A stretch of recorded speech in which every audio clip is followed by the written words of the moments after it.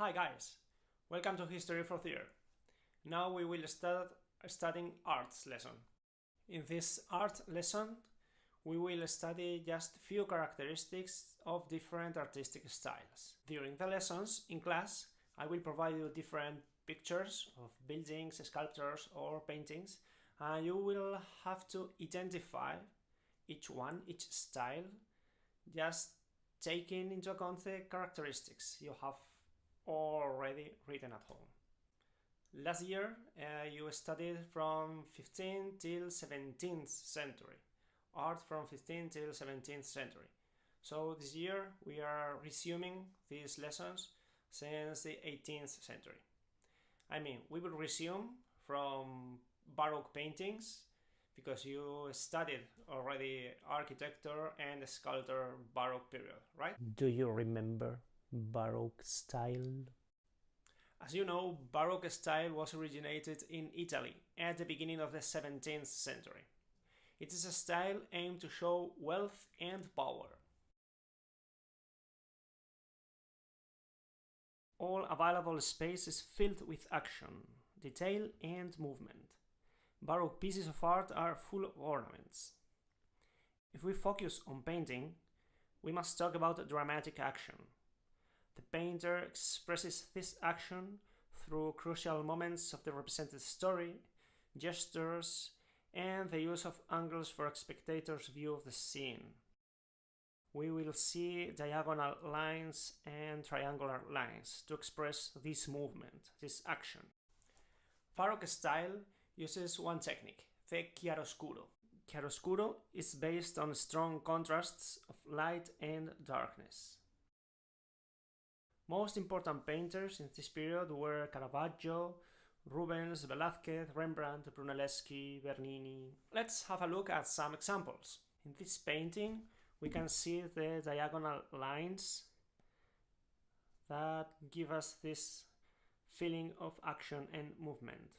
You can see these triangular lines made by the Holofernes body and the dramatic action expressed by the beheaded Daniel. Here we can see chiaroscuro technique expressed there, contrast of light and darkness, and this triangular composition that expresses this action. Rococo style was developed between 1700 and 1780. It's a style aimed to portray the carefree lifestyle of aristocracy. Just enjoying life, working nothing. Because of that, main goals of this style is the interior designs and decorative arts.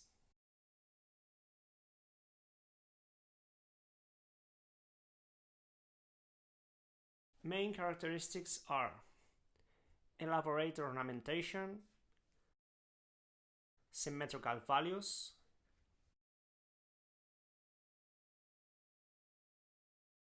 pastel colors, and curved and serpentine lines. Main themes of Rococo style were love, classical myths, youth, and playfulness. Let's have a look at some examples of Rococo architecture, sculpture, and painting. Regarding Rococo architecture, main characteristics are pure and simple features on the outside and heavy ornamentation in the interior.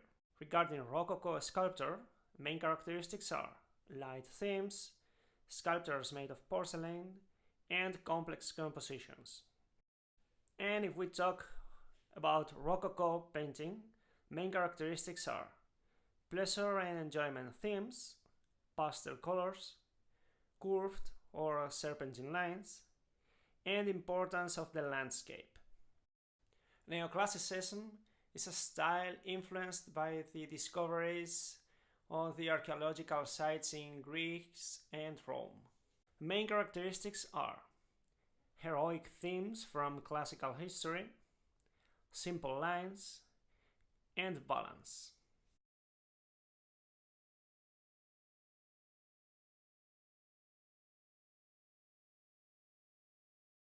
Let's focus now on architecture.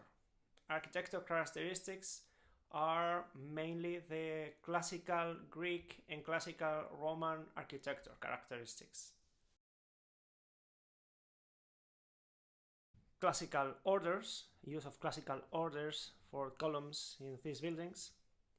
Monumental level, structures made at large scale. New materials like cement, concrete or steel. Renaissance style domes. And facades flat with long freestanding columns and triangular pediments. Neoclassical sculpture is unemotional, heroic, and more restrained than the Baroque sculptor. Painting is characterized by subjects from classical literature and history, somber colors, and occasional brilliant highlights. The Romantic style, Romanticism, is focused on expression and feelings. And as you perfectly know, feelings are sometimes contradictory. So we will find opposed characteristics in the pieces of art. On one hand, we will find drama, struggle, and emotion. And on the other hand, we'll find calm, order, and sense of purpose. Usual themes considered suitable to express feelings, these romantic feelings, were nature, exotic settings, history, and myths. And now, before starting the Industrial Revolution and its influence on arts, let's have a look on one of the most important Spanish painters, Francisco de Goya y Lucientes. Goya mastered different artistic styles: Rococo, Neoclassicism, and of course Romanticism. We should focus a bit on Goya's work. So I'd like you to make a very short presentation about his work. This presentation is to be corrected after Christmas.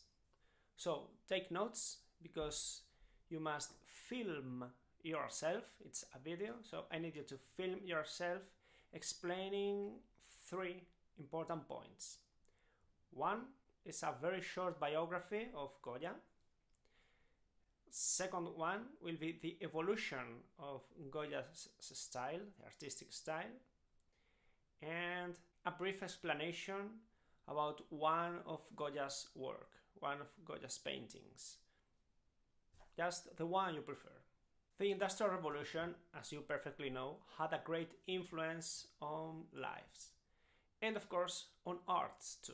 The new century 20th brought the artist's desire to abandon the classical styles of the 19th century.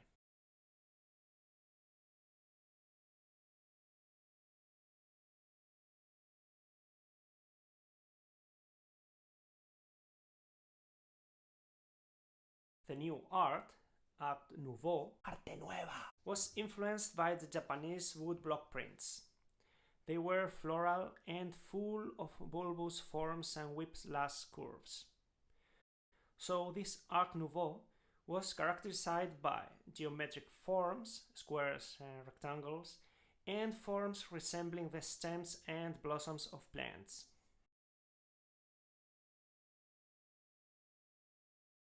Realism is an artistic style created in France, and its aim to express the consequences of the capitalism and the over-exploitation of the workers. The art's point of view, of course.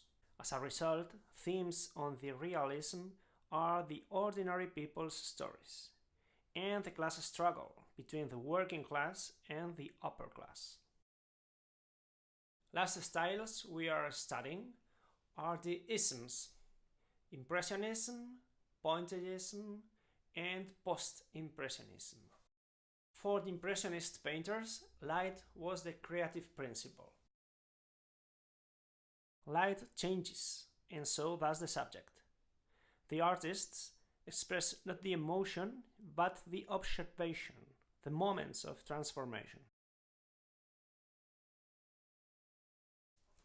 Pointillism was created based on small dots of color.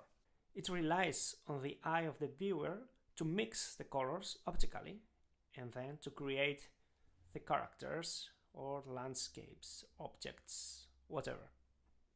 Post-Impressionism was an art made by individual artists, mixing everything. So we will find a great variety of styles, individual styles.